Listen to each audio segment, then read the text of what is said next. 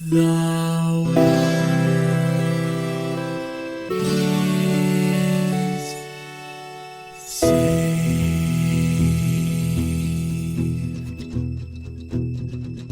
The living room's dark, save for light being cast from the big TV screen and the imminent sunrise that's teasing the one starry sky with whispers of morning. Hey, George. Hey, Lions, how's it going? Mega Man. that was an ice cold boomerang bomber clanger. Had to really struggle for that one. What are you even doing, man? I realized when I was setting up my show notes, I was like, oh, I can make this joke. Why is that so, like, why did that leap to mind so fast? Oh, because we just recorded Superman 64 where I made almost the same joke. But you know what? It's fine. I'm fine with it. It's fine. I'm not a joke factory. They're evergreen episodes. Yeah, they're evergreen episodes. So people may not have seen that one. So this is apropos of nothing. But I just need you to understand the burden that like I have to deal with, that you have been blessed to never have to deal with, right? Is it you always open and I always close, right? Which means you never have to wildly improvise on my witty rejoinder, right? So like you'll throw something at me and then all of a sudden my mind races a mile a minute to like try to match that level of cleverness. And that's what a 1 looks like, just so everyone knows. Yeah. No, I get bummer. it. And if I recall correctly, I think we were naturally, I was opening and you were closing, and then fairly early on, you codified that. You were like, "Oh, I like that one of us opens and one of us closes." So like it's I'm not saying you're to blame. It's just that all of the blame is yours. Oh, and just like the straight white male that I am now going to complain about that fact. Like I created a system in which I personally wanted this thing, and now I'm going to complain about how awful it is for everyone but me. Yeah. No, that checks out entirely. Yep. Please don't take the ending away from me. I love it a lot. I won't. And it's also then now I don't have to think about it because I'm like, when we're done, George will just make a joke and I'll stop recording. We played Mega Man Legends, which came out in 1997 for just in time for Christmas. Jesus, just in time for Christmas, December 18th. If nothing else good came out of us playing this game, someone that they're like a tech writer. I've followed their work for a long time. Like they do some stuff I follow closely, some stuff I'm like, those aren't my hobbies. But that person came into the stream for this game and was like, oh my God, they made like an RPG Mega Man. This is amazing. I didn't even know this. And I was like, hey. So it's just like a weird, because this is not like a super famous person. It's just like someone I only know one-sided through the internet. So it's just like, hey. Hey. But it's and the weird thing is that, this is definitely when I was a kid and did not own a PlayStation. I was like, oh my God, if they made a Mega Man RPG, it would be the best thing ever. I want this more than anything in the world. And now I get to do an episode about it. So that's a plus. That's positive. Yeah. Well, here, you want your mind blown even more. So you may not have even known this game existed because it was on the PS1. I forgot that this game was also on the N64 until someone in chat was like, oh, why didn't you want to play the terrible N64 version with like the 10-foot draw distance? And I was like, right. That's why I forget this game was on the N64, because it was such a travesty that no one played it. Like they tried to take the game wholesale from the PlayStation and put it on the N64, and the N64 is not, it's good at different things than the PlayStation is good at, but it's not great at a lot of things, right? Like people who made good games for that hardware had to program for that hardware. Porting straight across from PlayStation to N64 was never going to go well, which is why I just never remember that this game was even on the N64. So I'm not surprised that even with an N64 in your house, you just were like, huh, what? Because it was like critically panned. Yeah. So nostalgia experience? So I played the ever-loving mess out of this game when it was new. I had real fondness for it at the time because it's Mega Man and it's an RPG, right? Exactly like you said. Like this was just like some corporate monster went down the checklist of things that would make me buy a video game, and that just here it is, right? The thing about this series that is kind of remarkable to me is I haven't actually replayed this game since it was relatively new. So probably since like the late 90s, early 2000s, not one I just went back to constantly, but it has this really deep place in my mind because there's a prequel game that is like a complete faff where you actually play as Tron Bonne instead of as any of the heroes. So it's like an anti-hero game. And then there's a second one that's still on the PS1. And then 2 decades passed and a bunch of people got together and were like, okay, we're finally going to do it. We're going to make Mega Man Legends 3. And the internet exploded at that news. And there was a Kickstarter and all the right people were attached. And I don't know the story. And I didn't look it up ahead of this episode because I didn't want to accidentally taint myself. But it never happened. And because it never happened, it has this like, it's like the mosquito trapped in amber from Jurassic Park. Like people just worship this unmade game as a god and like, hey, maybe it would have been great. I don't know. No one knows because it was never released.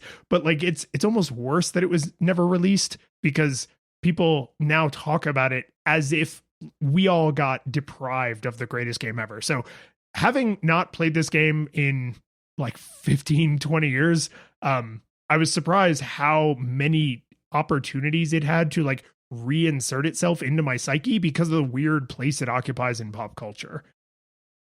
Yeah, and for me, I kind of touched on my nostalgia experience, which is A, none.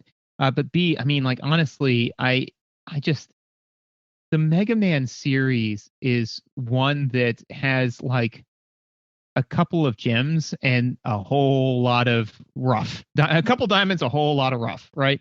And I think that the thing that I find disappointing about that is that I only played the diamonds when I was a kid, right? Like I played the Mega Mans for the NES and then Mega Man X, and then I just by happenstance completely dipped out of the series effectively forever.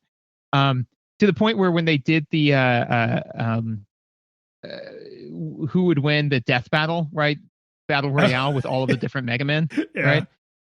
Like I was like, come on, Mega Man X. Come on, Mega Man X. He's the definitive Mega Man. And they're like, well, what about this like Mega Man that is basically playing Pokemon where like Mega Man is his Pokemon? I'm like, what are you doing? Get out of here. It's Mega Man X. And it wasn't, and it bummed me out. But anyway, so like it's just weird to me, like with this game, other game, like or if we take a look at, because we played Mega Man X3, right? And it was like, why does that exist? It's like we need to stop playing Mega Man games. Like I'm happy with the Mega Man games that I played, like, so I'm not saying that this one was bad. I'm just saying that it wasn't Mega Man X. It was never going to be Mega Man X. It was the first foray in the three dimensions, right? And if we learned anything from Sonic the Hedgehog, is it something that works in 2D is in moving it to 3D? It ain't even quantifiable, right? Like that's a huge chore, especially when you don't have all of the tools that are needed to even be a 3D game. So, but we'll get into all of that in the review. And I'll say this one last thing, just because I don't know where I would mention this otherwise, and you were just talking about other Mega Man games. So there's Mega Man Classic, right? The NES games, and then the later games that are in the NES style. And then there's the X series, of which I think there are 6, possibly that 7, right. But I think 6. I think 6, yeah. And then on the Game Boy Advanced, there's the Zero series, right? Where you play as Zero, and it's like there's a super big story. There's 4 games. There's like this massive war, and like there's that like the lore is in the game. It's like super heavy. Here's the thing that blows my mind: Mega Man Classic, Mega Man X, the Mega Man Zero or whatever that series was called, Zero X or whatever it was. And the Mega Man Legends games, they all happen in the same universe on one coherent timeline. The only Mega Man games, other than like jokey side games and stuff, but the only Mega Man games that actually don't take place on one coherent timeline are those what I think you aptly called like Pokemon games, the Battle Network games. Yeah. Those are their own totally separate thing. But it's just weird to me that when you say like, oh, Mega Man X is my favorite, it's like, right. And he literally lives in the universe with Mega Man Classic and Mega Man Legends. Like both of those things happen in his universe. Yeah, which is awesome. And it's that type of stuff that I ate up as a kid, you know? I mean, like I remember when I was playing, you know, Legend of Zelda Wind Waker, being like, okay, so if this is where the Master Sword is, then that means that this area, and like trying to like overlay it with, you know, Ocarina of Time. I mean, God, I miss having that type of time. It's nice. So we were young once. Yeah, we do need to show. So if you like what we're doing, you can leave us a rating and review. You can go on the Twitters and say nice things to us because we're both on there. You can go on our website and fill out the feedback form if you're not a Twitter person, because I kind of get that. It's sort of a dumpster fire over there. You can request games. You can tell us we're doing a good job, right? All that stuff. We love to hear from y'all. If you want to go crazy and actually like give us money to help us keep the lights on, to help us keep the what is the thing Mega Man would need to keep on? To help us keep the flutter flying? Yeah, because that's the name of the ship. If you want to support us to help us keep the flutter, the whole game centers around your ship being broken. Keep our e-tanks full, man. Nice. Yeah. Oh, it's a canteen in this one. If you wanna top off our canteens, there see that's a good one. Yeah. Use take 8. You can actually support us on Patreon. We have many lovely patrons, and you get cool stuff if you support us. Everybody who supports us actually gets access to the after show, where you and I just say more words into microphones, but only people who have disposable income are allowed to hear those words. If you support us at a crazy enough level, we will actually shout you out on the show. And so we want to give a special shout out to our 8-Bit Classics, Kevin. Known very much so in those circles for fighting evil by moonlight. John. I mean, I hear this person is great at winning love by daylight. Jason. This particular individual never runs from a real fight. And Yarno. Yarno has never turned his back on a friend.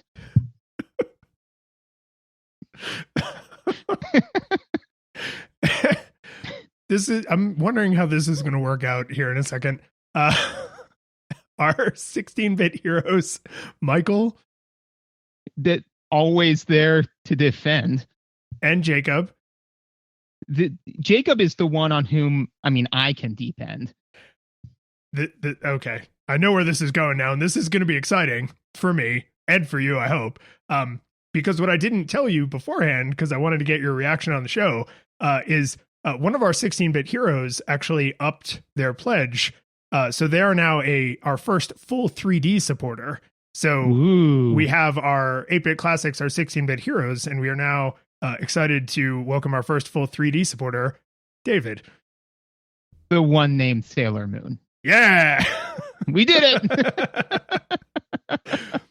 I don't know what the after show will necessarily be about today, but it might be you explaining to me how you settled on the Sailor Scouts for this. I would describe it right now, but no, let's save that for the after show. And then, you know, if you want to hear what deranged madness led me to being like, no, this is what I'm gonna do, then tune in. For as little as $1. So let's talk about visuals for this game. All right, man. I gotta be honest. Low poly is really low on my list of visuals styles, like art styles that I like. This game, I think, has about my favorite low poly art ever made, because it's they looked at what the hardware was capable of, and they said, okay, what can PlayStation hardware do? It can do triangles and solid colors. And they said, what if all of the art direction was centered on triangles and solid colors? And so everything looks great. Like everything looks exactly the way it did in my memory, because everything is just triangles and solid colors. And and I'm really not trying to be sarcastic here. They leaned in really hard to this like pointy-haired anime kind of robot-y art style. The only places where you tend to see softer curves are in like weird places where they have to have them, like Data's ears are round because he's a little monkey, right? The front of the Flutter is rounded, but most things are flat or triangles, which, you know, flat things are just made up of triangles next to each other, and solid colors, right? It's always broad daylight and light is just coming from all directions. So like there's very little shadows. There's almost no dynamic lighting, maybe no dynamic lighting. Like everything is just, God, I love it, man. I love this art. Like, I don't know why every PS1 game didn't either do high-res pixel art or polygons like this. Like, too many people got excited to go for realism when we got to the 3D era, and I get that. But, man, this game aged... I mean, think about Final Fantasy VII with those goddamn hoof hands and everything looking like a mess. Like, this game aged so much better than that did, in my mind, and it's all because of the art direction. It's the exact same hardware, exact same capabilities, but the art direction, so good. I love it. Yeah, no, I mean, agreed. And actually, that was like 3 of my notes. Is is that they definitely. I think that the main difference with low poly is 100% the art aesthetic, right? That they go with, you know. So, and two, you know, like what are you dealing with as far as a universe goes, right? So if you take like GoldenEye, right, for the N64, right, that low poly, I mean, they worked so hard at it, and it doesn't look great because I know that they're trying to represent humans, you know. So they did the best they could with what they had, by all means. But when you go back to it, you're like, all right. But then if you look at even Legend of Zelda Ocarina of Time, right, where ostensibly a lot of the people in there are human, right, but they're Hylian, you know, and there's, you know, like the Zora, which can look like anything, you know. So I think that the teams that really did where it holds up well are ones where they say it's a fantasy world, it can look like anything, so let's make it look like something that looks halfway decent. So the fact that, you know, take for example Mega Man, right? Mega Man doesn't have his classic, you know, even Mega Man X or whatever domed helmet, because that would have looked terrible, you know. Like it would have been difficult for them to spend so many polygons on making that particular thing round. So they're like, just make it spiky, give him spiky hair. Nobody's in this for Mega Man's helmet, you know. Well, and to lean into that, the helmet is hidden. You can unlock it, and you look so much worse with it on. So much worse. I mean, like it's one of those things where you're like, I'm wearing this because of the effect it has on the mechanics, but God, I look so much better with my triangle hair. Well, that's the thing too, is it's like they probably said, you know, hey, here's the art asset. That looks terrible. How can we get rid of that? You know, but I mean, we already made it. Let's keep it in the game. But yeah, and so all of the characters are hyper anime, right? They've got hyper anime hair. I mean, like the anime hair is ridiculous in this game. You know, like I mean, the one I'm terrible with names with real people, so I'm definitely gonna duff all of these names. The one purple girl in the purple with the giant like Tron. horseshoe. Yeah. The bonds are Tron is the girl, Teasel with a T is the older brother who's all in green, and yes. Bon is the younger brother. Yeah, so Teasel with like, I mean, he's got spiky hair, but to the point where he's got a 10-foot reach with that hair. In D&D, like I would draw him out over a 10-foot by 10-foot square. Yeah, he has like Raditz or Super Saiyan 3 hair. Yeah, for for sure. Which, I mean, what would happen if Raditz won Super Saiyan 3? But that's not the point. The point is so I mean, like they definitely really leaned into that. I mean, even taking like, you know, Mega Man's the leg kind of armor, like it flanges out at the bottom in all art, but this is just it's a cylinder, right? Because it's like, what are we going to do? We're going to make it flange out a little bit and spend the resources on that, and then like really curtail the draw distance and do all of this other kind of stuff that we would have to do in order to do that, or we're just going to make them cylinders. You know what? Let's just make them cylinders. So I think that they very, very much so, you know, leaned into that, and I think that that's the way to go, as opposed to a lot of the PlayStation games that we have played. They're like, what if we made it gritty? No, grittier. No, grittier. It's like, no, man, just make it. Rob, Make it I want bright, it to make feel it like the colorful. sandpaper is going directly onto your eyeballs. I want it to like grind through your eyeballs, through your corneas, and then implant itself directly onto your retinas. Which is why most of the games we've played seem like they're upside down because they're not getting reflected through the lenses, like they should be. It happens with sandpaper exposure. You mentioned the super anime faces. They put, I'm gonna say, no effort, and I don't mean that as a criticism, but I literally think they made no effort to localize the lip flaps, the mouth animations.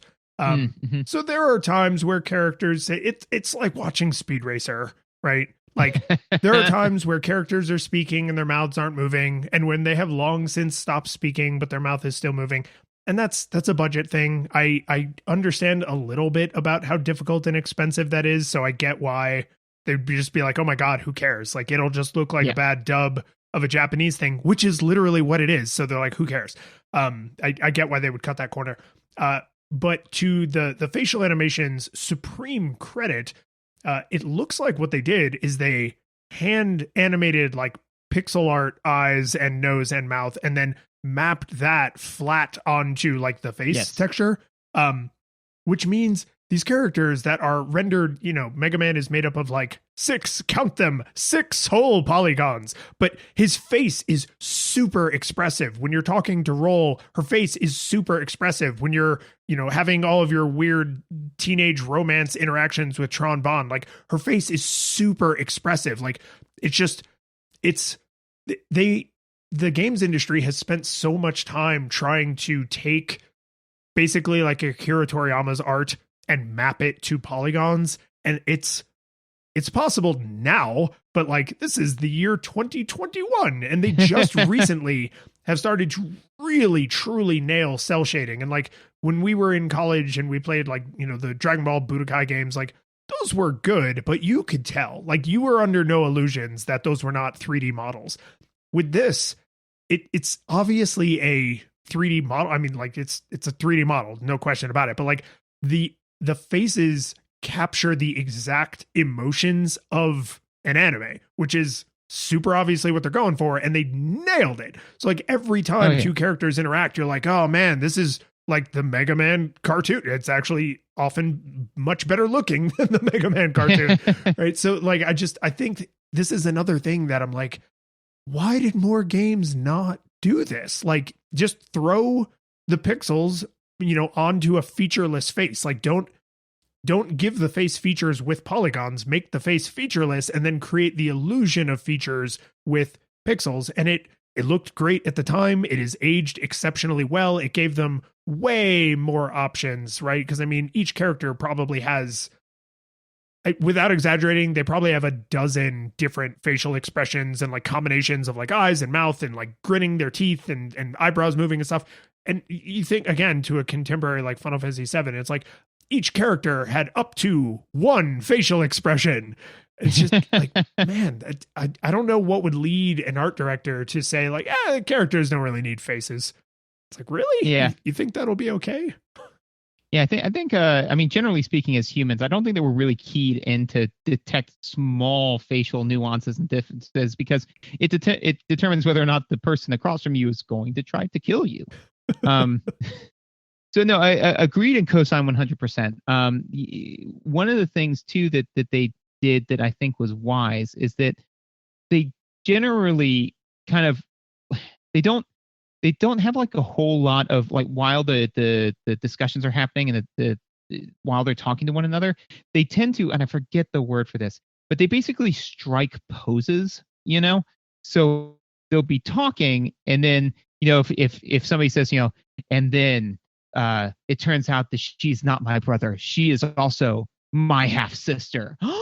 And the person but then they'll like take like a giant kind of step back and then deliver like 2 or 3 lines in that pose, Mm-hmm.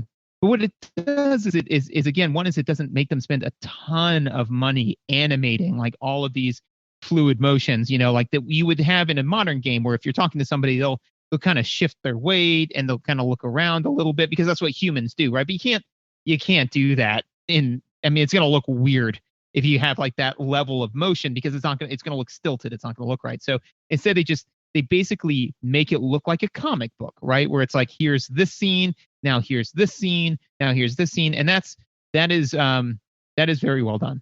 I like that comparison of they kind of make it look like a comic book, because I also don't know what the term for that is. But they hold poses in like little short vignettes.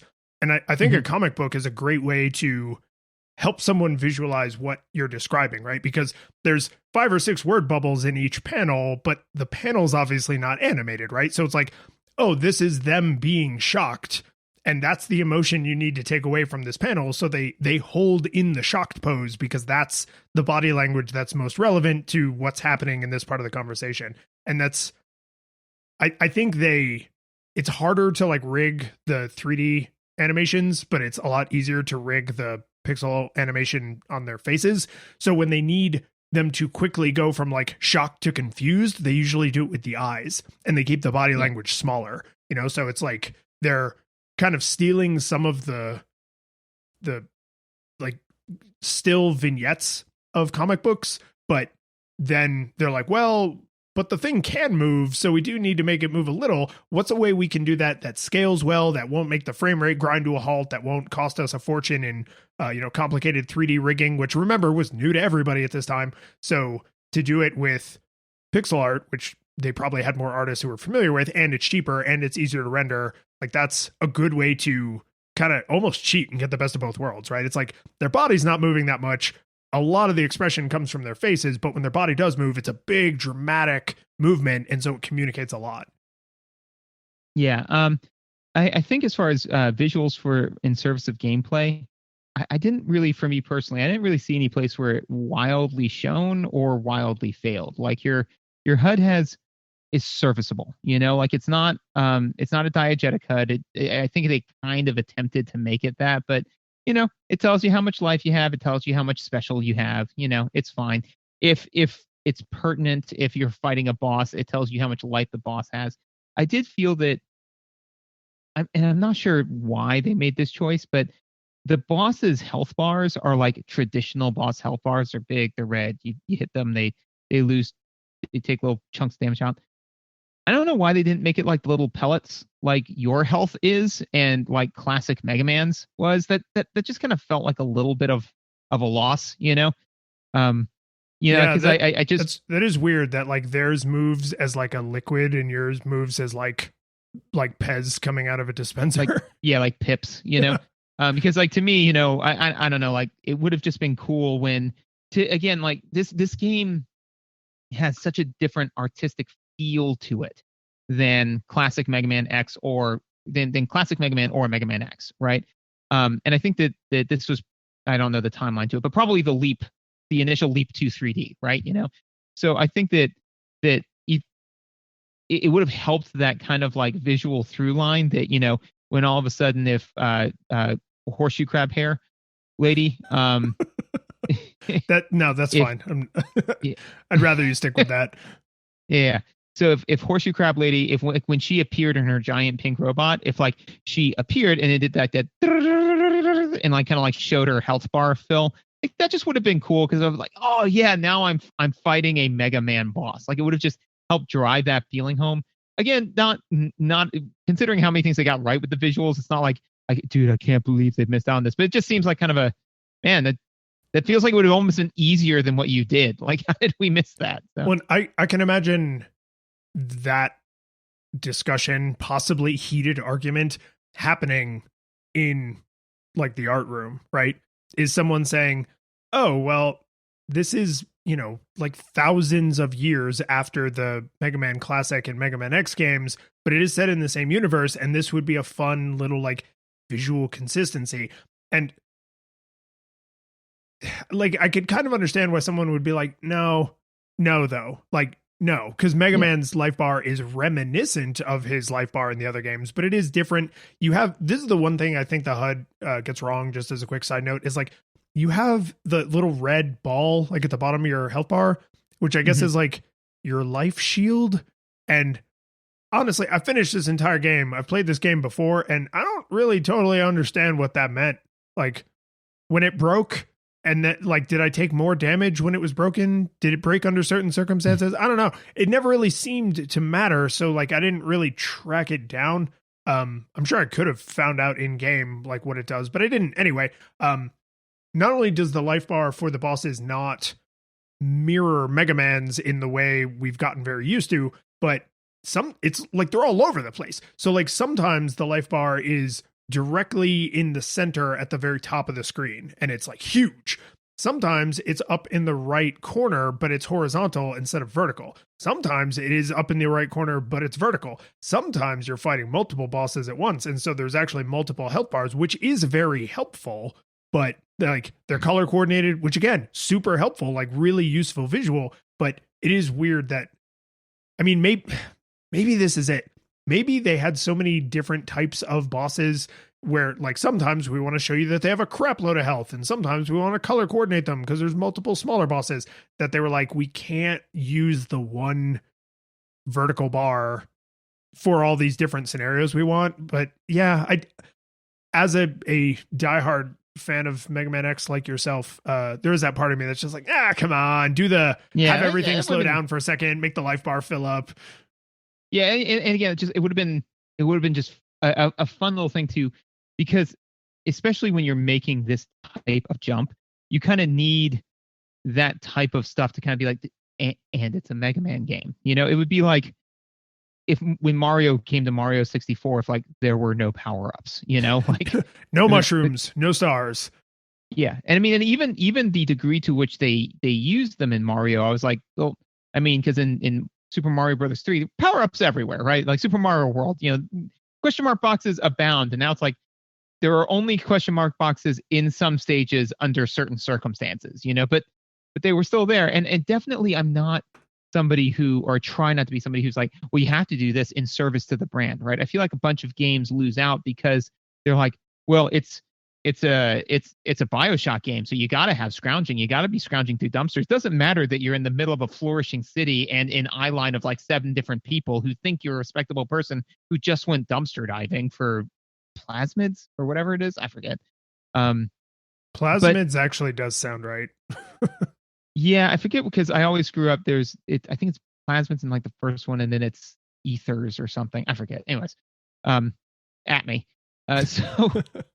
So I don't want it to sound like oh well it's a Mega Man game, so you have to do this. But I think that when you're making a whole lot of different concessions, especially because 1, you're making the jump from 2D to 3D, and 2, you're making the jump from platformer to RPG. It's like, well, what makes this a Mega Man game versus making it, you know, just rando first person shooter RPG, right? And there, especially because this one takes place thousands of years. You're not talking about Reploids, and you're not talking about like there's none of the you know, whatever 5-7 robot masters, right? There's none of that stuff, right? It's just what makes this a Mega Man game is like, well, the protagonist is blue and they call him Mega Man, you know? So it's like, well, give me a little bit more. Give me a little bit more, you know? So that's just, you know, my 2 cents. This is definitely another like fine line situation where it's like, I would like some fan service and I don't really want to know that that's what's happening, right? Yeah. It's like it's every time someone says like, I hate CGI in movies, and it's like, no, you hate CGI in movies that you are aware of. When it just seems like the character can fly or like they have horns coming out of their head or whatever, and you believe it, then you think CGI in movies is great, because what you're not thinking about is CGI in movies, right? Fan service, I feel like, is very much the same way. The more times you turn to someone in the room and you're like, oh, hey, that's a throwback to Mega Man Classic. Like, you can do a couple of those, right? But after like I don't know if it's 5 or 10 or 1,000, but at some point you would be like, okay, yes, I get it. Yes, it says Mega Man on the box. I get that this is a Mega Man game. You can stop now, right? So like, I just, you know, it's salt, right? You want a little bit of salt. You don't want too much salt. But unfortunately, I think that the correct amount of fan service probably varies a little bit person to person, like salt. There was nothing wrong with that dish. The salt content was 10% less than a lethal dose. I shouldn't have had seconds. This is apropos of nothing, but just prior to the show, we were faffing about something ridiculous where we were talking about D&D, and somebody said, "Can I buy this ridiculous item?" You're like, "It will melt your face and destroy everything." And I'm just really happy that I got to send you the Zoidberg. I'll take 8. Gift. Finally being a crafty consumer. But yeah, so I think that the one other thing that I really need to touch on for visuals is because we switch up whether we talk about this in visuals or in gameplay, but I've got more stuff in gameplay than I do in visuals, so I'm shoehorning it in here. The hitbox for picking stuff up is tragic. It's tragic. It's just so bad, man. Like to the point where I was like, it's because okay, so something about me, listeners, is I'm supposed to wear glasses. I don't. My vision's just bad enough that like I can get by without wearing glasses through most of my life. So I don't wear them, especially because I tend to leave them places because I'll take them off without thinking and then leave them places. But I've started so I can sit a reasonable distance away from the TV wearing them whilst playing video games, right? So that way I can like see fine text on the thing.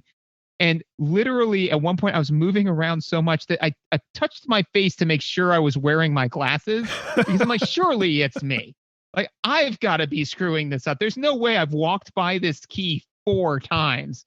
And especially, so they made the hitbox so narrow, and in a game with tank controls, which we'll get into later, where it's kind of a little difficult to control. It's like, dude, you got to make that hitbox way wider. So I don't have to like sit there and fimble fart around like with trying to pick up this key or this health pellet.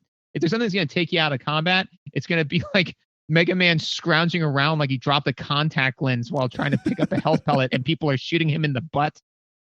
And things eventually blink out. So like Zenny and health blink out. So if you're in a room with a bunch of enemies, which to be fair, they don't typically overwhelm you with enemies. But if you are fighting like more than one enemy at a time, or you're trying to figure out like what your situation is because you're low on health or something, like you may literally fumble around trying to pick up Zenny and it blinks out like while you're trying to pick it up. You know what you are? You're the raccoon that like tries to wash the sugar cube in the water, you know? Remember that old video? It's like, no, but where did it go? Yeah, no, so it just seems like, again, just one of those things that I think that this game is one that they spent a whole lot of time and effort making the Herculean jump, right, from 2D to 3D. And then there were just a couple of like while they were in midair, like, you know, like just striving, somebody's like, you took all the rocks out of your pockets, right? And like, crap. It's like you remembered to wear dry clothes, not the clothes you just went swimming in, right? And it's like, man, you know, like just these little things where it's like this, you did so much hard work, but then you didn't take the rocks out of your pockets, and now this is weird, right? You know, that kind of stuff, you know. So yeah, and I think it's worth mentioning that, and I don't know exact years, and I won't check, but Mega Man X was still happening at this time in history, right? So there's 6 Mega Man X games, and three of them, 4, 5, and 6, are on the PlayStation. So that series was not limited to the Super Nintendo. We've only played 1 and 3, which are on the Super Nintendo, but I'm pretty sure 4, and I know definitely 5 and 6 were on the PlayStation. So like those games, which are 2D side-scrolling, mostly sprites, but some 3D work, but they're exactly like the Super Nintendo games, just with more stuff. So this game, there's probably quite a story behind like why this game even exists and how they got the rights to use these characters, and they didn't just make Ocarina of Time the Capcom edition, because that's kind of what this game is. It's Ocarina of Time, but made by Capcom. I'm starting to think more and more that like the fact that this game was happening contemporary to the Mega Man X series, which stayed the course, not in quality, unfortunately, but in like visual style and mechanics and stuff, is probably why they made some of these deviations. Because they were like, no, this is our thing. This is a different Mega Man. This is an adventurous Mega Man, a legendary Mega Man, if you will. The Legend of Zelda Mega Man. You know what this might be? This might be the Wario of Zelda. And, you know, I mean, like, like, because we kind of established in our Wario episode, which you all should take a listen to if you get a chance, is that, we kind of feel that, like, Wario was the place where they tested all of the weird stuff, and then the stuff that was really good made it into Mario games. But like they were like, well, what if you could dash? What if you could do this? Like, what if all this other weird kind of stuff? This may be that, where they said, okay, 3D universe Mega Man RPG, just throw stuff at the wall. Let's see what sticks, And then if it's like, that's really more of a 2D mechanic, it's like, okay, then that goes into the X series.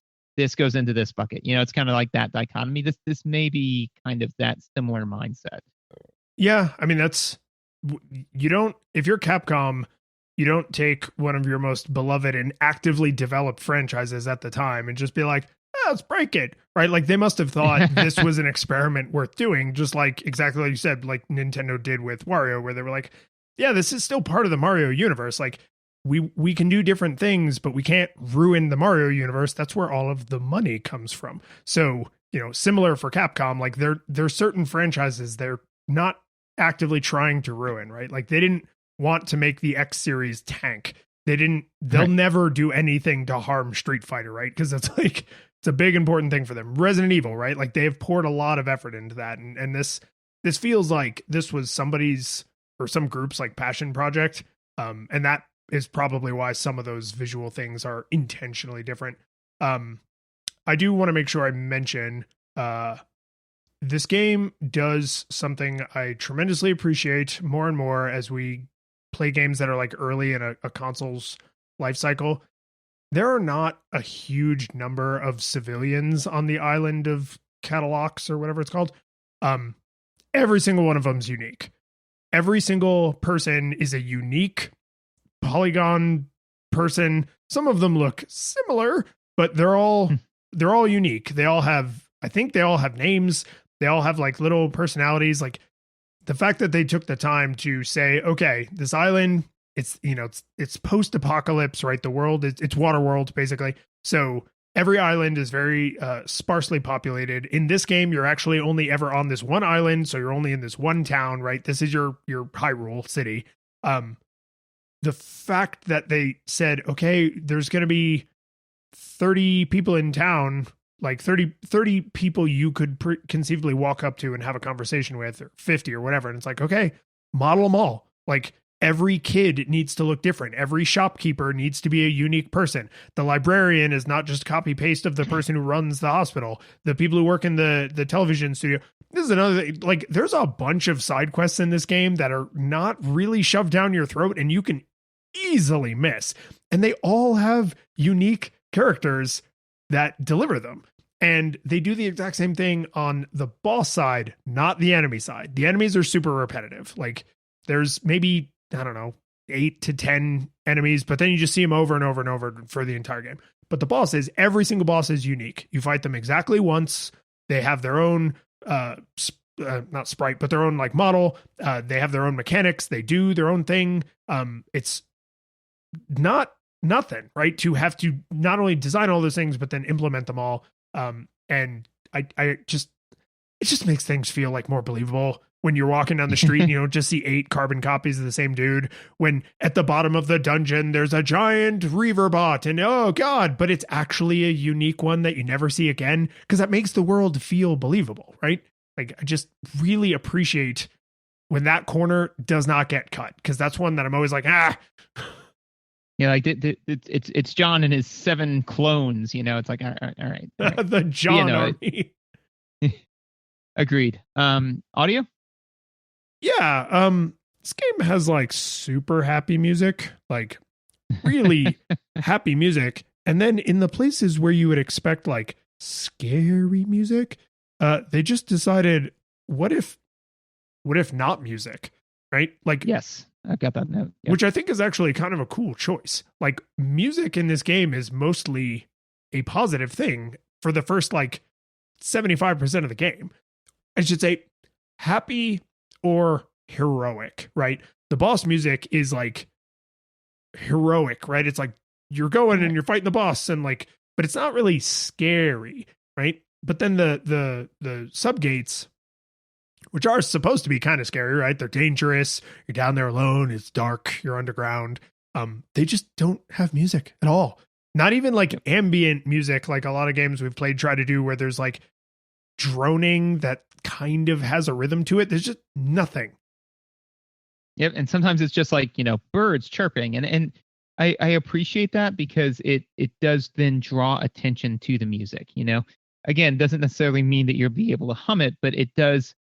It's kind of like, well, I mean, it's kind of like drugs, where if you do drugs all the time, you need more drugs to feel like you're on drugs, right? So, if you want to make the music make you feel epic, then it's got to be more epic than whatever the ambient music is. Also, I feel like for sound, they poured most of it into the fact that, and this is something that's really kind of worth mentioning, that because not all games do this now. Certainly, like no games did it back then. 90% of the dialogue has voice work for it, and that's remarkable, especially in a game that's not American made, like this is not like, so they like you said, when they localized it, the dubbing is off, like a bad dub, but still the fact that they said, instead of just literally, if they wanted to localize it, they could have just stripped all of that out, and then said it's a text game, read this. And I guarantee you some versions of this game, they probably did that.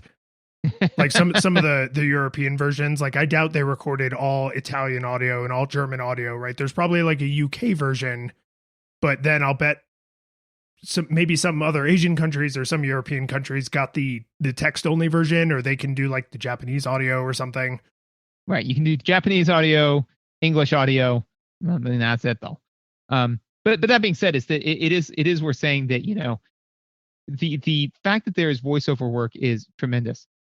The voice acting is about what you would expect from voice acting of any anime of this era, like it, because that's just the thing, is that like I can't say that the voiceover works, it's not great, but anime, like things where literally all they had to do was the voiceovers, that was all trash during this time too. So it's not bad comparatively, like it's not like they said, well, we got to localize, let's cut corners and get Jeff in accounting to do the voiceover work. No, they got legit people who did legit voiceover work at the time to do it. It's just, it was all bad back then. I just have forgotten how weird it was.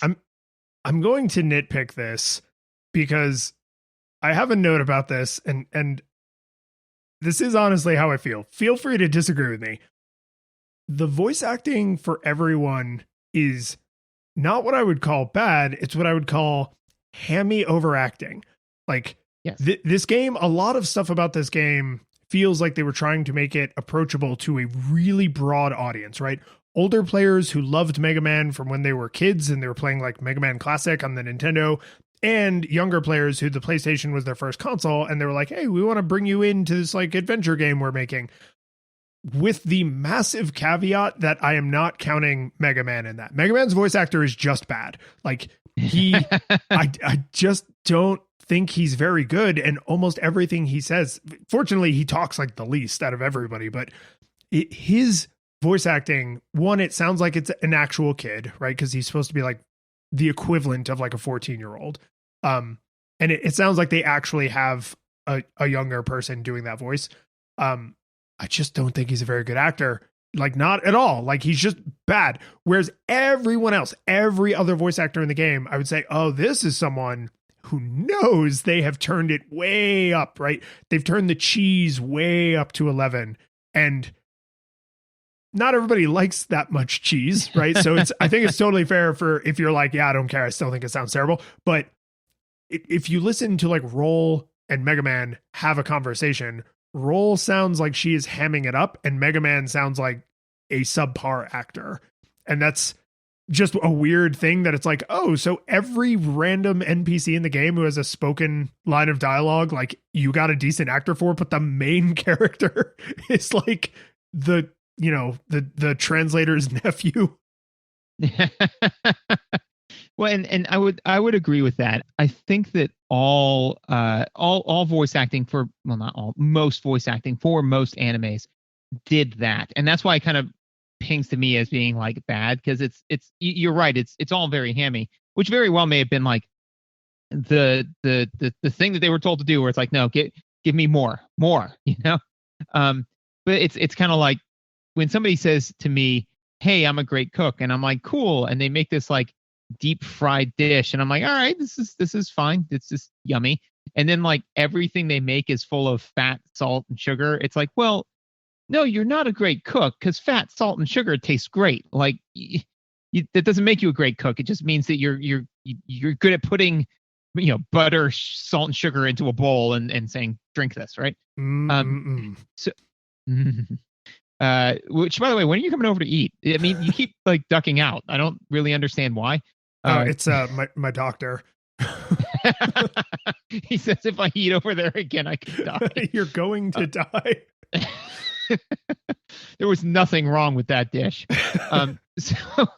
So anyways, so I think that's why it pings to me as like being that bad anime, because if it's like it's over 9,000, like that type of over the top, I'm like, all right, but maybe some nuance somewhere. So I've got one other thing to say about audio, which is and this is my like, it's a thing I noticed, and I don't know, like it's probably not a thing, but I just wanted to discuss it with another human.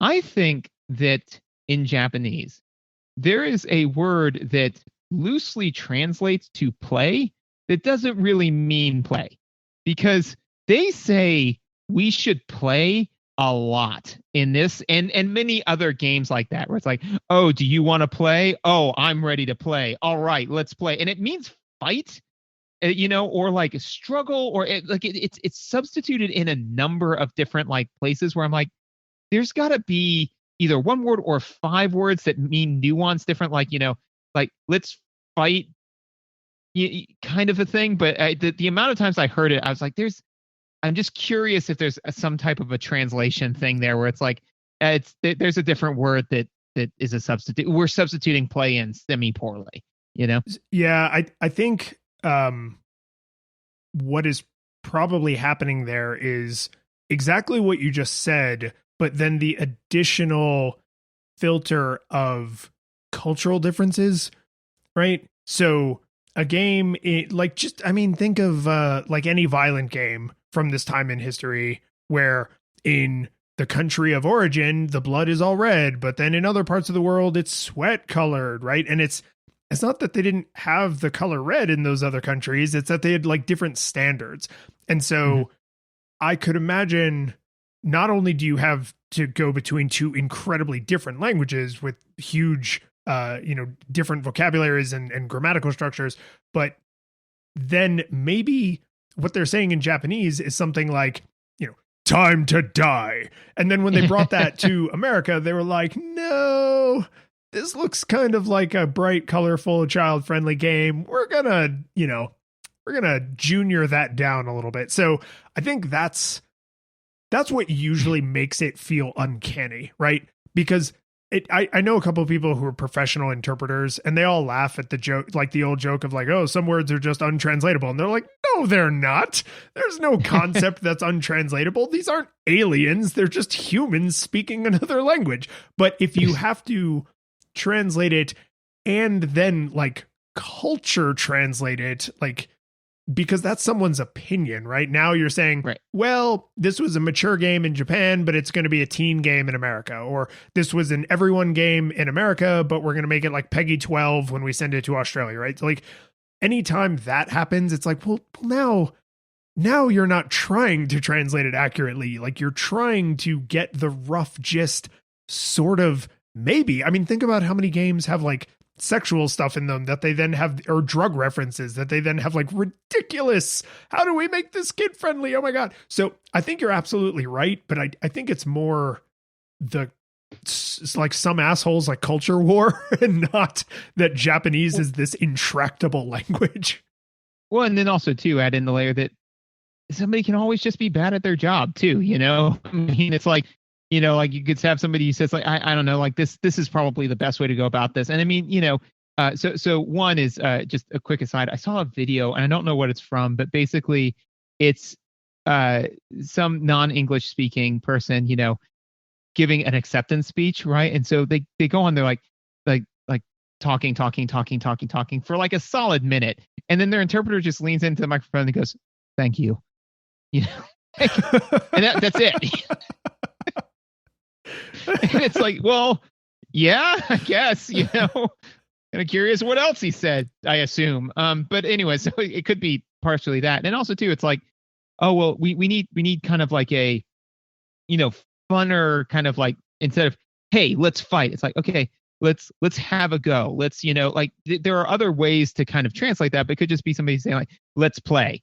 It's like, so now every time you see that word, just say like, let's play. And it's supposed to like, there are less wooden ways to get that concept across, because we as people won't say like, oh, you want to play? Like, let's play. Like, so if Lions, if I was trying to entice you to have a row, right?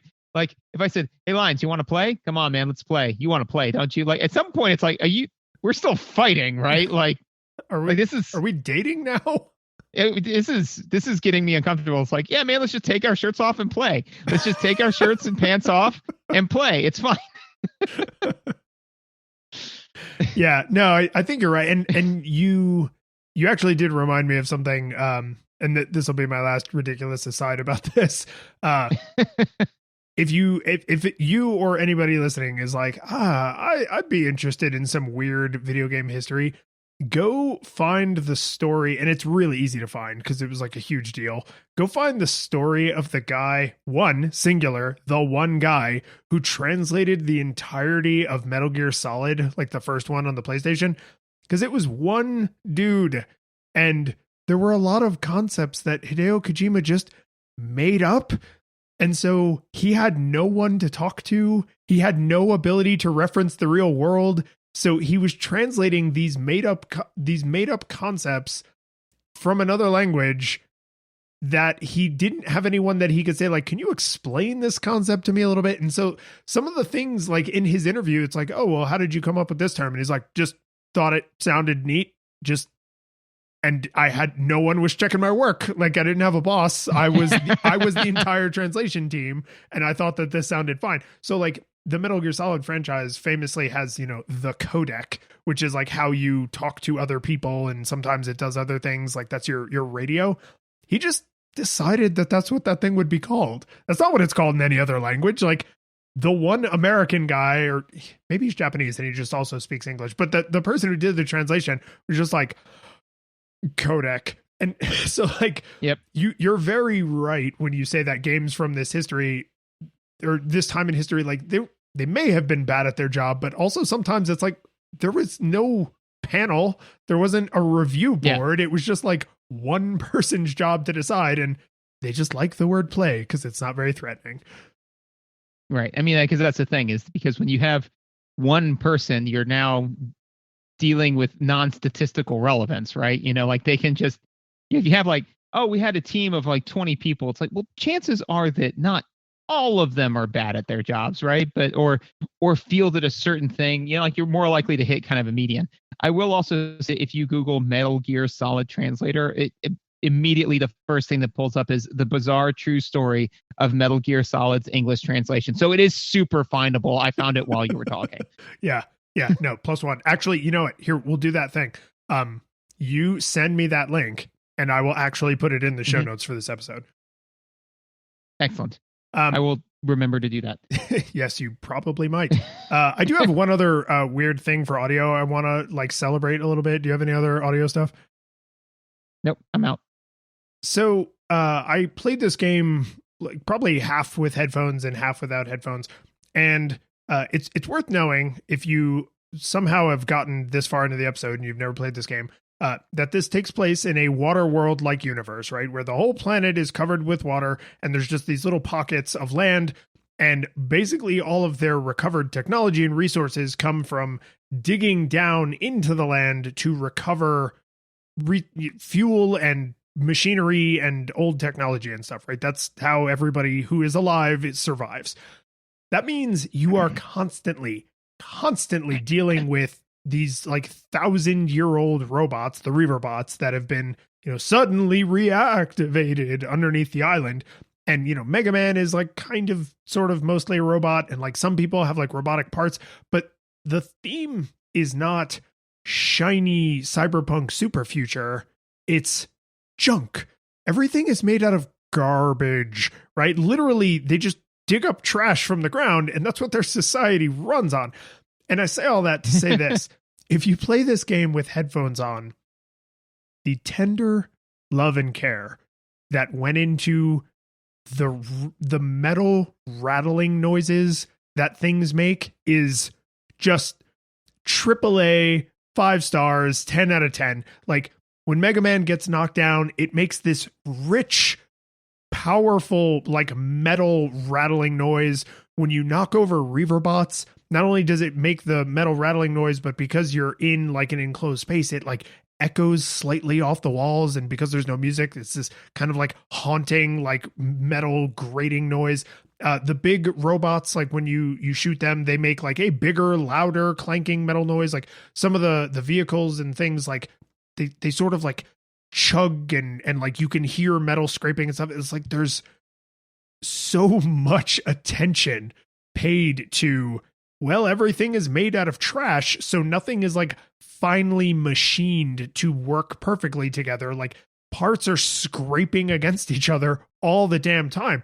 And because of the way they chose to do the art direction, you can kind of forget that. Like everything looks sort of like nice and kind of put together. And people talk about it like it's made from scrap. But man, the sounds really drive it home. Just the metal clanking, scraping, rattling noises are so lovingly crafted. And it's done in a subtle enough way that you won't really notice it without headphones on, unless your speakers are like, cranked way up. But I was like, wow, I really hope these people are proud of their work and okay with the fact that most everyone who plays this game will never be aware of how much effort they put into like finely tuning all these metal rattling noises, because it's just so subtle and so like properly dynamic. Like it's not really loud and in your face. It's just like, damn, that's true craftsmanship, right? These were like, someone said, this is the right thing to do. The world is made out of garbage. It should sound like it's made out of garbage. And then they did it to no applause and no fanfare. Yes, that is somebody who really, really does care about their work.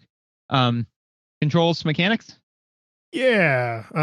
Do you want to tear on the camera controls first, or should I? I feel like you should go. Yeah, okay. So tank controls. I mean, here's the thing, is that I've gotten into woodworking recently. And I've watched the quality of my work go up over time, which is in part due to me getting more skilled as a craftsman. Also, I have been purchasing as I go tools for the job. So I can speak to the fact that there is only a certain level of quality that you can generate when you do not have the proper tools for the job. If you are going to create a game in 3 dimensions, you need to have 2 analog sticks. Every single platform, every single controller that has been made since a certain point in time it would not be the fact that like we're for whatever reason, like there's a certain genetic like thing that works with mammals, and all mammals do it. Like all mammals have like whatever bilateral symmetry. If that didn't work, then it wouldn't be what everything looks like, right? So I say all of that to say, oh my God, like it's bad. And again, like I feel bad trashing on the game because I don't have any other solution to this problem. It is, in my opinion, unsolvable without the proper tools for the job. But to me, the fact that they have a Z targeting that works poorly, and and you can use L and R to shift yourself, which is life-saving, because maneuvering without L and R to just kind of like guide which direction you're going in would make the game just straight unplayable. If every time you needed to change your direction, you had to stop, hold a button, slowly turn, and then go in that direction, that would have been DOA.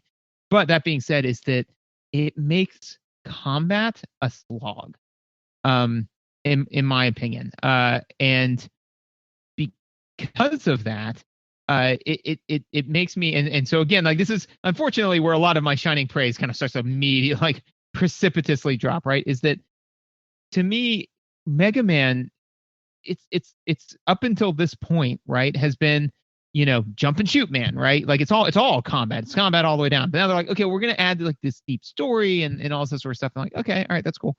But when all of a sudden the combat, the meat is rancid, it makes me start to question like what what is the part of this game that is supposed to make me want to play it?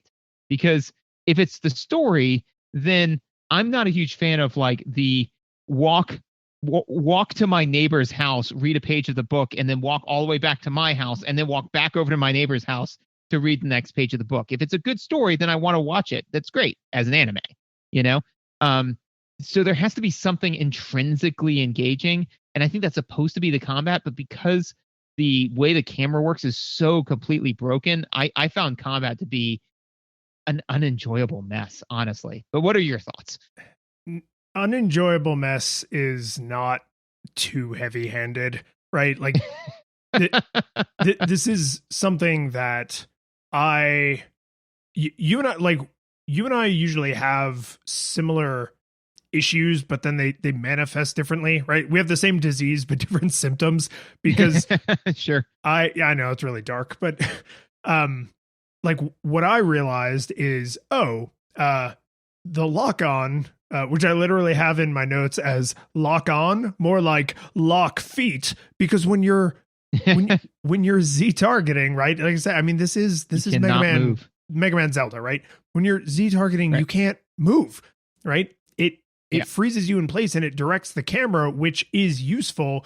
But when you go back to that control style with a modern games literacy, you're like, what do you mean I can't move? Right? Because it's just this is the call they made at the time, because this was before the PlayStation controller even had analog sticks, right? And they didn't have like support for it once there were analog sticks. So they just this is the choice they went with. But what I realized fairly early on, maybe like a third of the way through the game, is unless you're in an incredibly cramped place like a narrow hallway, if you run and shoot, Mega Man will more or less direct his shot toward a target that's like roughly center of the screen.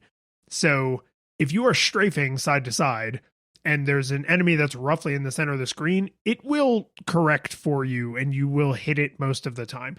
And you can get pretty decent at that, where you then add in like tapping the shoulder buttons. So you're just rotating. Technically what you're changing is Mega Man's trajectory.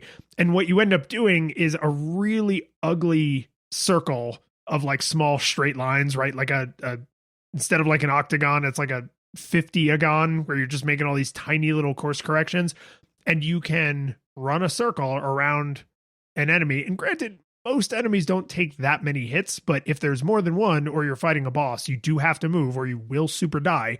So you can draw this ugly circle around an enemy and win with that strategy, but it's not any fun, right? So there are other ways you can approach combat, and they may be more or less successful, but this way basically always works, and it's basically no fun.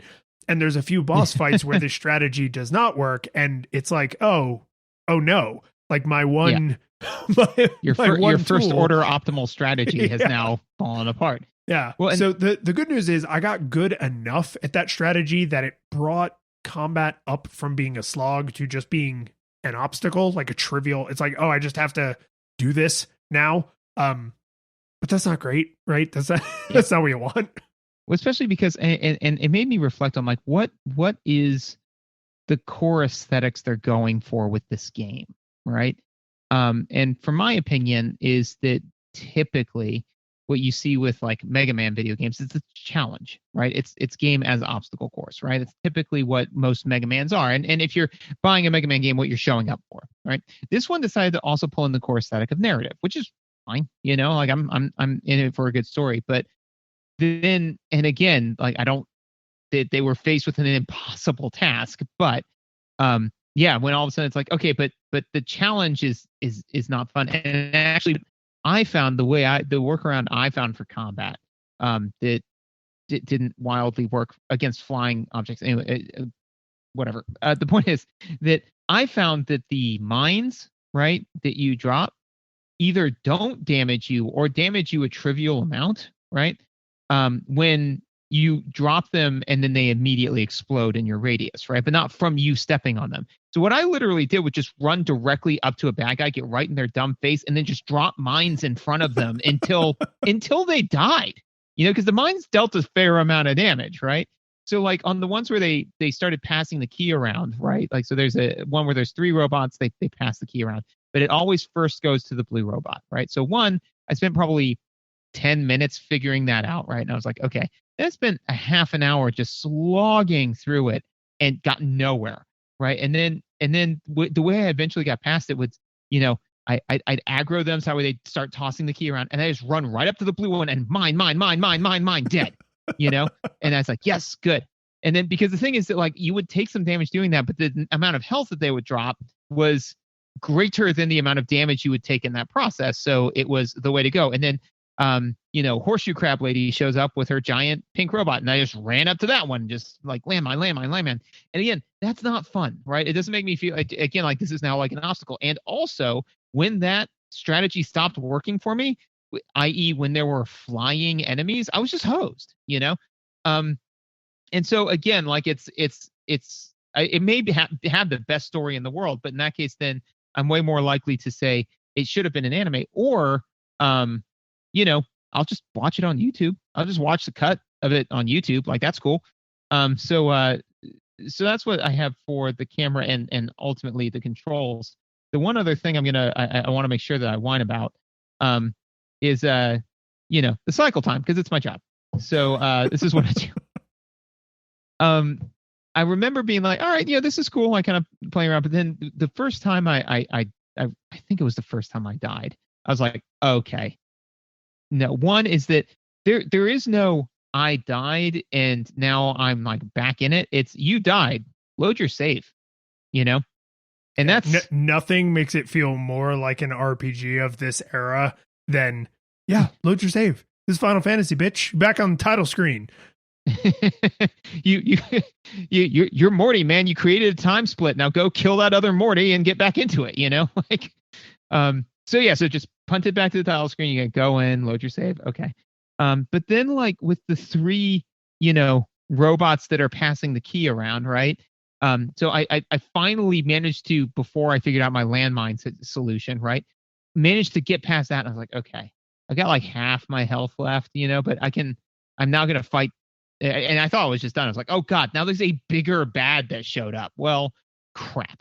And then I died and I was like, well, hopefully I'll just restart fighting the bigger bad, but at full health. Nope. Got to get kicked back to your save and then do all of it over again. I'm like, oh my God, I can't. Literally, that was one time where I didn't even rage quit.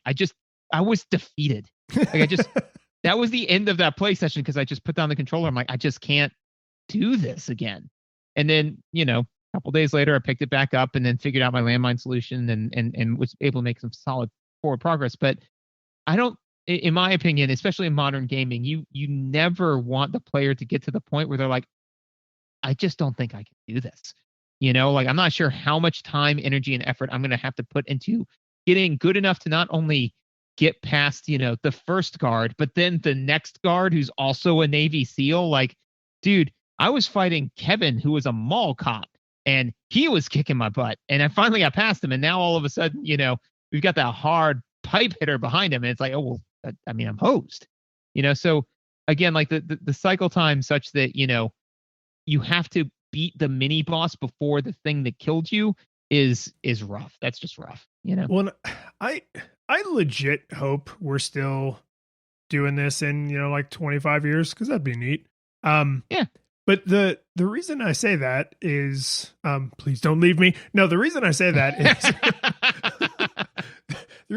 is we have now had the dual analog stick paradigm, which, to be fair to the PC master race, is kind of like the mouse WASD paradigm, right? Like you control the character with this and you control the camera with that. So like we've had that paradigm now for a minute, like a long time, right? So eventually we will probably move beyond that, because nothing, even the things that seem like, well, how could there be a better solution? It's like, right, we're just in the part of the cycle where we haven't come up with the better solution. Otherwise, we'd be doing that, right? No one looked at dual analogs and was like, this is dumb. As soon as somebody did that, everyone was like, yes, forever, right? But really not forever, just until we figure out the next thing. And what that makes me wonder is, when we get to that next thing, let's just pretend for a second it's VR controls, right? Where the headset can just see what you're doing with your hands, and, you know, cameras are magic. So take someone who grew up and their bulk of their games literacy happened on that, and then give them dual analog sticks. Will they feel about dual analog sticks at all similarly to how we feel about the time right before dual analog, right? Because if you go back to a Nintendo game or a Super Nintendo game or Genesis game, I don't think either of us have ever said like, oh man, the D-pad just wasn't up to these 2 dimensions, because the D-pad is awesome at 2 dimensions, right? But the D-pad sucks ass at 3 dimensions. So I think the time of 3D games, but not essentially 3D controls, is where a lot of the struggle happens. And I say all of that to say this, which is, at the time, this may have felt like a reasonable difficulty because we didn't know any better, right? Nobody sat down to this game and was like, well, I could beat this boss if I had dual analog sticks or if I had mouse and keyboard. Everyone had just the D-pad and the shoulder buttons for rotating the camera, and that was it, right? You didn't know any better. So like, I kind of wonder if someone would come back to like Dark Souls, which has, you know, a crushing difficulty and sometimes an intentionally jerky cycle time where you have to beat like several bosses in a row and you can't start in the middle of that boss rush. Like, will people come back to that and be like, what with dual analog sticks? This is impossible. How did anyone ever do this? Like, I think it's an interesting thing worth considering, because it bears not at all on the task we actually have before us, right? Which is, did this game hold up? Because someone might play Dark Souls 20 years from now and be like, this doesn't hold up. It has dual analog controls. Oh my God. So I really like that question. I would argue that the answer to your question is probably no. Like, I don't think that it's going to be like, because I mean, to use the analogy that you kind of came up with, right, is that once we figured out that a D-pad worked for moving in 2 dimensions, I mean, we still use a D-pad for moving in 2 dimensions, you know? So creating the dual analog sticks for moving in 3 dimensions didn't retroactively change the use of the D-pad for moving in 2 dimensions, right? So another corollary would be like, once we figured out how, you know, a horse and buggy worked, right? You know, like we just did that for thousands of years, you know, because that worked. If you wanted to get a horse to move you around on the ground, then that was the way to do it. And eventually, yes, we did come up with cars, but the principle is largely the same, you know? But then when we decided to move in 3 dimensions, that didn't fly, literally. So we came up with airplanes, right? But then if you look at like airplanes now versus airplanes when we first made them, they're wildly different. But if you look at kind of airplanes over the last 20, 30 years, similar, you know? So I would say that it's kind of that, like, once you make a new leap in some type of way of perceiving the media, then like there's this weird awkward phase where they say, well, how do we deal with this now? But then once we lock into like a way to do it, then that pretty much sticks for ever-ish, you know, or for a substantive period of time. Well, and I think to exactly your point of like, the analog stick didn't replace the D-pad because the analog stick is really good at something else. I've actually had that exact argument with a listener of the show when they go back and play classic games and like, oh, I have to use the D-pad. And I'm like, right, because it's the correct tool for the job. And like, right. There are modern games like that are in, you know, like Shovel Knight is a great example. Like, you can play Shovel Knight with the analog stick, but why would you do that to yourself? It's so imprecise. Like, it's insane to me. You can accidentally move up at an angle instead of moving up straight because it has that free range of motion. As opposed to, I know I'm moving right because I'm pressing the button to make me move right, or the button to make me move at an angle. Like, those are discrete.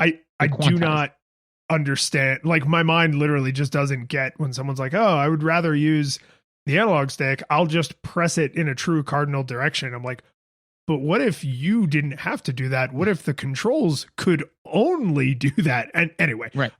But I wonder, like, that may or may not scale forever. We've gone into such a crazy philosophical thing now, but like maybe VR controls will be so much better than 3D controls for the analog sticks that they will replace them. Probably not. I think you're probably right. You know, you have like planes didn't replace cars. They are another thing that transports people, right?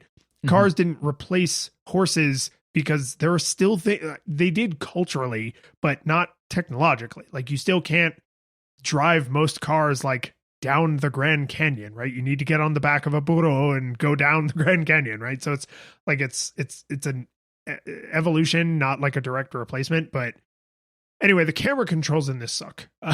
Yeah, camera controls suck, and from my seat, the cycle time sucks. So, and again, like the fact that because the combat is so fast and requires such a degree of precision. To me, having those poor camera controls, it makes combat broken beyond the point of being enjoyable as an aesthetic.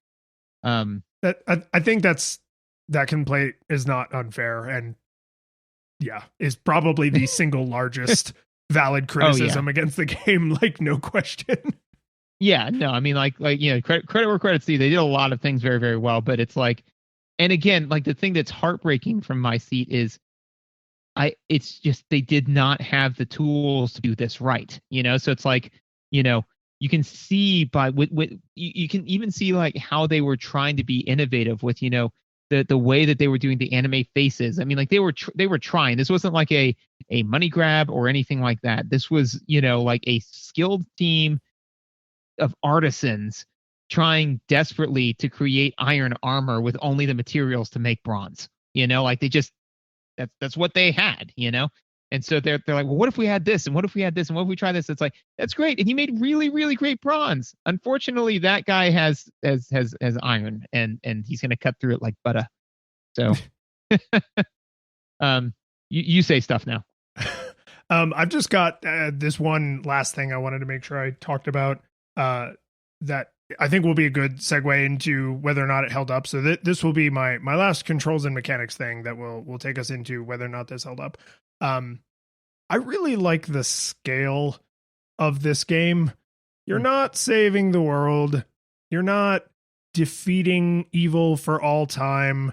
You're saving a handful of morons on one small island, and it doesn't even start out that way. You're just trying to fix your boat so you can leave, right? And then it turns out that the people on the island are under threat. And you don't find that out till like the 11th hour. Like it's right at the very last minute that it's like, oh crap, in trying to fix the boat, we accidentally like woke up this jerk who's going to destroy all life on the island, right? I mean, literally, it's like, oh, we need these parts. Oh crap, we woke up, the big bad. So, and who hasn't done that? You know, I mean, you go to Target like you and you summon the devil.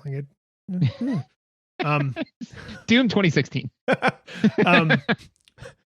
I really like that. Generally speaking, the main quest is very simple and not I mean, it's high stakes to the characters, so you're supposed to be empathizing with the characters, but it's not high stakes like universally, right? It's not even high stakes globally. Like if this one island got blinked out of existence, like most of the other islands probably wouldn't even know that happened because they're all so isolated. So right. The characters are small time. The risk is small time. All of the side quests are like kind of silly. Like you can go do like a TV show. The kids in the first little hallway you go into, like the bullies, like you can join their gang if you do like some dumb fetch quests for them. One of my favorites is there's a side quest where a bank gets robbed, and it's the Servbots because of course it's those stupid little Lego guys. And if you stop them, you can actually steal the money instead of returning it. And it's nice. No question the fastest way in the game to get a huge amount of money, like really quick. And if you do that, as far as I know, nothing in the game changes except your armor turns black. Ooh, nice. Right? So the universe doesn't know you're a criminal, but you, the player, know you're a criminal. And there's just lots of little silly, dumb, like it's like if you took all of Ocarina of Time or Majora's Mask, like an early 3D Zelda, and you said, what if just a tiny little slice of that, right? Like people in danger, but you know, it's not the end of the world, right? You're not trying to stop evil and then return the Master Sword to its slumber. Like I wish more games were willing to be not just short, because this game is only like 8 hours, but not just short, but also like slice of life. Yeah, like just, you know, not everything has to be the Doctor rebooting the goddamn universe. Like sometimes it can just be, I care about these characters and this is a problem to them, so I care about this problem, right? Like that does happen, but to me it doesn't happen enough, and that's a huge part of what makes this game good in my memory. And that brings me into whether or not I thought this game held up. And I have to give this a begrudging nostalgia monocle, because I so badly wanted to replay this after not having played it in like a decade and a half and just be like, oh man, it's just the way I remember. And unfortunately, it is, including the terrible controls, which to your experience sucks a lot of the joy out of it. And even to my experience, sucked some of a non-trivial amount of the joy out of it. So if you played this game as a youth and you have a strong games literacy with jank early PlayStation control schemes, and you can overlook that, this game is bright and colorful, and the stakes are low, and the music is nice, and the characters are likable, and the voice acting is, it exists. And like overall, the game is just, it's like fun. It's like your kid like baking you a cake on your birthday, right? It's like, is this the best cake I've ever had? No, but I'm just delighted that it was made and that I get to enjoy it. Like, as long as I don't get food poisoning from it, then yes, it's nice. But it's hard for me to recommend this to someone without saying, oh man, but those controls, like, you really need to be prepared to either learn them or tolerate them, because it's not like they get better at some point in the game. They're as bad from the moment you gain control over Mega Man to the moment, you know, the credits roll at the end. So nostalgia monocle for sure. I wish it didn't have to be, because I want this series to like get recognition it kind of never got outside of like its core fan base, but it's hard to recommend without a big old asterisk on it. So I had to go nostalgia monocle. And I kind of feel you. I empathize with you. I give it a begrudging nostalgia goggles, because I don't want to. I don't. Like, a lot of times when I'm like nostalgia goggles, I enjoy it. Like I'm like, yeah, and screw you for wasting my time, game, and I hit it with the baseball bat and move on with life, you know. But no, I mean, like, it's just, again, like, it's like watching. Oh my God. So yeah, you know what? Let's just take all of it down. Let's just take it all down. So this is the most like sad thing that's happened to me as a parent, but it bears on this. So yeah, let's just make it weird. So basically my son he's learning how to read, right? And so I created a little sheet with just on notebook paper with all the different word families, right? And so I started just writing out the words, you know, because the problem is with kids when you're teaching them how to read is that they'll just memorize whatever book you give to them, and then they're not learning how to read. They're just memorizing text, right? And Teddy's good at memorization, right? So I started writing down the words, and he basically was memorizing them, right? And so then I said, you know, don't memorize it. I need you to learn the rules, right? And then basically he started just kind of like his attention was waning. So I said, look, are we done? You know, if we're done, then that's fine, right? And he said, yeah, we're done. And so I said, fine, because I could feel that I was starting to get frustrated. So I stood up and I walked out of the room and I closed the door behind me. I got 10 steps out of his room. I was like, look, he's doing his best, you know, like I needed to go back in there and explain to him like what I'm trying to do. And I walked back in, and he's sitting on his bed with my handwritten notes, staring at it feverishly and crying because he doesn't understand what he's doing wrong, you know? And that moment, right? And so that is this game to me, right? You know, where it's like they wanted it so bad, but they just did not have the tools in order to do it. You know? So no, unfortunately, Nostalgia Monocle, or not Nostalgia Monocle, for me, it's full on Nostalgia Goggles, because realistically, like if anybody were saying to me like, hey, I want to experience this game, I'm like, dude, just go online and get a YouTube video and watch it. Like it cuts out the part of the game which is not fun, which is unfortunately the game part. You know, so I mean, like honestly, push comes to shove, it just the thing I'm left with is the save point is the monkey. The curtain falls, the music plays, the credits roll, then it all fades to black, and you're left by yourself. The fanfare is gone, there's no player 2 there by your side to share victories won.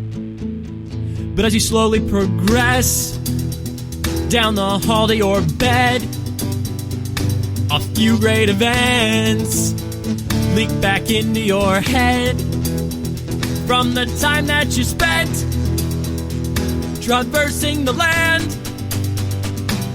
battling evil, fighting the darkness, just sword in hand. Your memories creep in with the edge of a smile. You realize again what you've lost for a while. You're gonna think back much less on how you saved the day